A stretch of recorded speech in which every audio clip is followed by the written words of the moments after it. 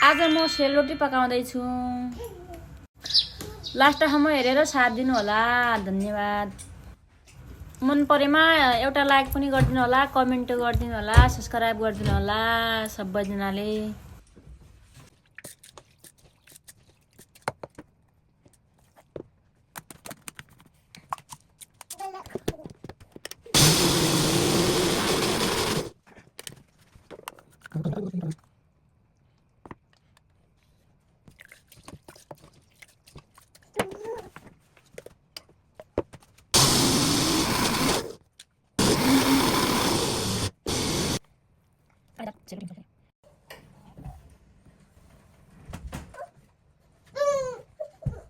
सेलरोटी नरम बनाउनुको लागि मैले अलग छुट्टै के अरे चामल भिजाउने बित्तिकै मैले त्यो नेथीको दाना पनि भिजाएको थिएँ। पिस्ने बेलामा नेथीको दाना मैले हालिसकेँ यसमा सेलरोटीलाई नरम बनाउनुको लागि।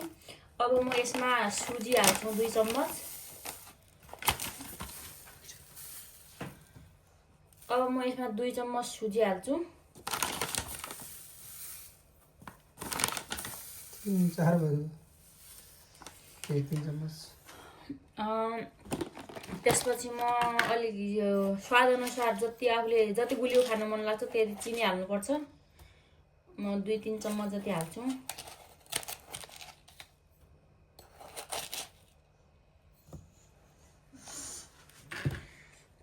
त्यसपछि 2 चम्मच जति घिउ हाल्छु।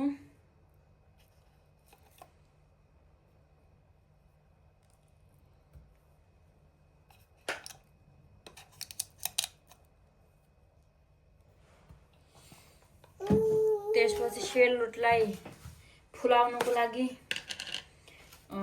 बेकिङ पाउडर छ मसँग। यो बेकिङ पाउडर 1 चम्मच जति हाल्छु। म यसलाई मोलेर मजाले यो सबै मिक्स हुने गरी मोल्छु।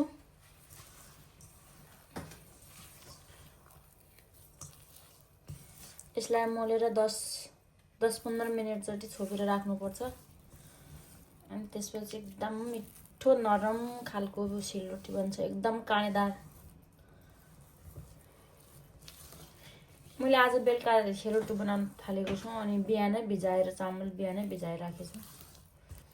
आज न्यू इयर हो, 2026 फर्स्ट दिन हो आज 2026 को जनवरीको। त्यही उपलक्ष्यमा हामी आज सेलरोटी बनाउँछौँ, खान्छौँ, रमाइलो गर्छौँ। मजाले फिटेर छोपेर राखिदिनुपर्छ 10-15 मिनेट जति।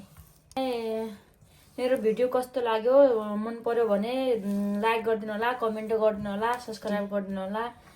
थ्याङ्क। धेरै पातलो बनाउनु पर्दैन, यसो बाक्लो हुन्छ। अहिले छोप्यो भने झन् बाक्लो हुन्छ, राम्रो हुन्छ सेलरोटी हाल्नलाई।